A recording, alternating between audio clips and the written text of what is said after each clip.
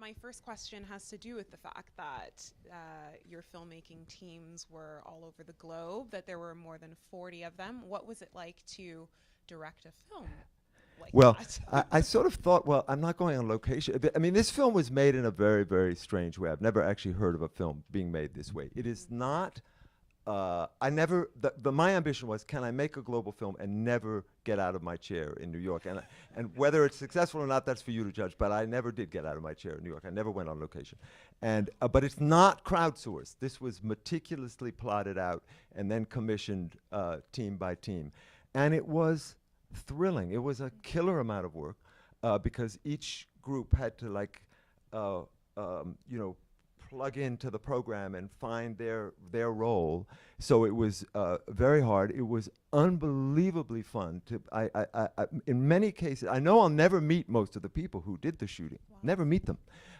In many cases, some of the most intimate collaborations, I never talked to them on the phone. Just lots and lots of email and so forth. And with the glories of the internet, lots and lots of exchanges of audio, casting files, all sorts of stuff. So I was meticulously involved, but remotely. And they brought a whole kind of intensity of local knowledge that obviously we're never going to command here. So it was thrilling. I think it's a new way to work.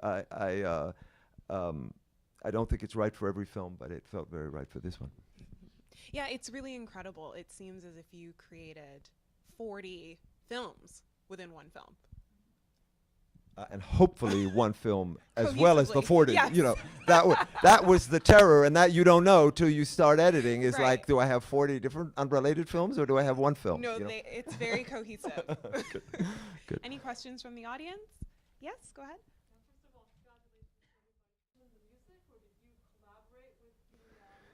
Well, that's a great question because Ed and I understood that, you know, the normal thing, the typical thing, what the industry tells you should do is lock your whole film down and get everything settled and then bring in a composer so that the composer is working to a fixed target. And we understood with this film that was absolutely not the way to go. And so Ed came in very, very early, and we mapped out sort of broad themes, like, for example, the passage of time, which then comes back.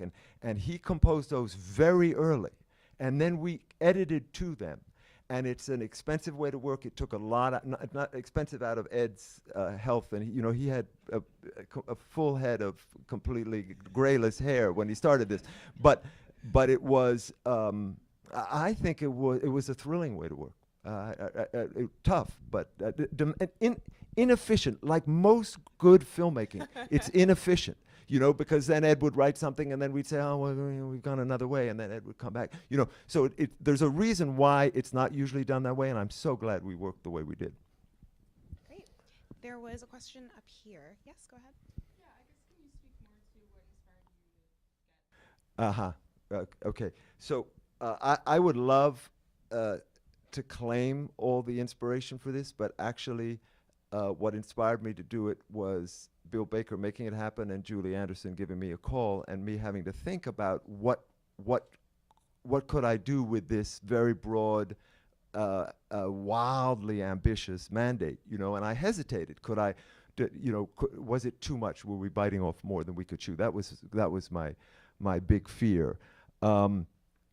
So I knew that we had to find a structure on which to hang these pieces, or else they wouldn't. And so I very, within a day or two, sort of made the very simple decision to just go according to the life cycle, and then that became an organization. But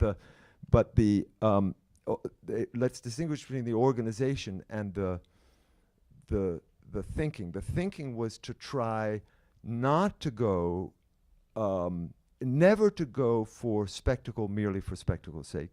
Never to fall into the trap of exoticism. We come very close to it sometimes. When a woman is jumping up and down in Haiti, are we at the edge of exoticism? We're at the edge of it. But we always wanted to make this deeply recognizable as human experience, to take the experience of faith seriously, and to make it, to never just look at it from the outside. That was the goal, and that was the methodology, and that was the instruction to every filmmaking team. We had to be inside and never just sort of like, you're never sort of like looking at it like, wow, you know. I guess I also meant more so in terms of subject matter. Like, why did you choose? Right. That choice preceded me, but you know, like one would have to be deaf, dumb, and blind not to recognize the importance of religion in the face of the headlines of the last 15 years and its power to be enormously disruptive and destructive. And much of journalism, I think, and understandably, and I think correctly, looks at those consequences politically and socially. And our goal was, okay, everybody's going over in this direction. Let's try to look at the experience, take it seriously, and see if by doing that we can contribute something to that conversation. So that was sort of the meta thought, if you will. Did that answer your question? Oh, okay, good. Great. Yes, go ahead. How did you choose the locations? Right. So Sierra Pettingill is not here, is she? No. Long before, you know, as we said, the great terror is, you know, is it coherent, right? I mean, right from the start. If you're going to work with 45 different filmmaking teams, do you have something that's going to make it? So I couldn't just do what one often does in a documentary film, which is just start and like discover your structure. Can't possibly do that in this way. So we spent, I think, 6 or even 7 months, Julie working hard to be patient at that time, although, you know, like, come on guys, when do we start shooting?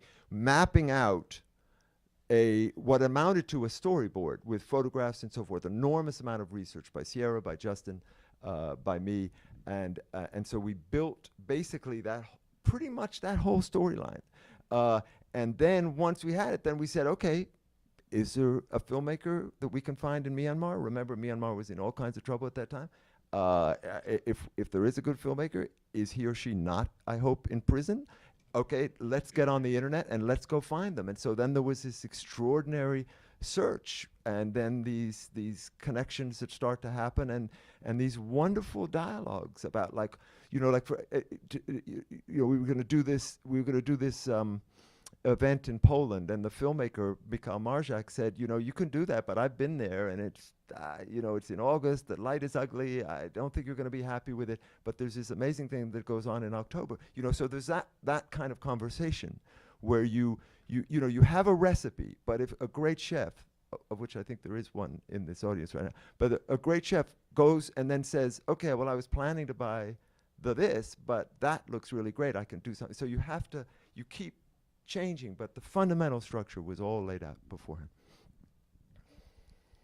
Additional, yes, go ahead. How long did the whole project take? Well, for me, 2 years. For Bill and Julie, some considerable amount of time before that. It's, as I say, documentary filmmaking, God bless it, I love it. Like all filmmaking, it's spectacularly inefficient, and the inefficiency is essential to what it gives. No, without that labor, there is no result. Yes, go ahead. Was it a conscious decision to focus on like major world religions? Yeah. As opposed to like traditional religions and I mean, we were pretty, we were looking for a broad distribution among the 5 major religions, and we wanted to be sure we had that. At the same time, we didn't want to fall into the trap of having a numbers game of like, oh, well, we've had 2 boys, so now we've got to have a woman, or we've got, you know, 2 Christian, now we've got to have a, you know, we tried to, our fundamental first responsibility was to the film. And, you know, even with, and there's some representation of non-major religions, but you're right that the broad focus was that, and that was, you know, quite a lot to handle. But, you know, in other words, if one does, which I once did, and scared the hell out of myself, go to Wikipedia and look at the whole list of all the religions in the world, you know, you could have quit right there. Do you know what I mean? So you do what you can. Okay. One does what one can. We have time for one more question. Yeah, go ahead. So the movie is so crammed and stuff. Presumably more than usually. Yes, yes. I don't think it should have been any longer. There was I think Latin America is very underrepresented in the film. We had an exquisite sequence from Argentina that we kept trying to fit in which this was, by the way, not a classical religious person, and maybe that had something to do with why it didn't fit. This was a person who was practicing mindfulness. Absolutely gorgeous sequence. He was a surgeon, anesthesiologist, I mean. And we just kept pushing it, but there's a funny thing, you know, that at the end of the day, you know, you can have a title as a director, but at the end of the day, you're working for the film. The film is just kicking you around, and the film just said, like, not unlike a sort of almost medical reaction, like, no, this piece is not going to fly. And so it was very painful to take it out. I loved that sequence. One last one, I'm sorry, sequence. Yes, I mean, it's actually, it's cut. It's already cut. It's a beautiful 4-minute sequence. Can I just say one very quick thing, which is that when we then, to make sure, because remember, we're now editing material that we didn't shoot. We're cutting the words of people we never met, right? So there's this terror that you're misrepresenting, you've misunderstood a situation. So we sent the sections, each section, back to the individual original filmmakers, to make sure that they were comfortable with what we'd done. And they wrote back. Sometimes we got some things wrong, and they fixed them, but not too many.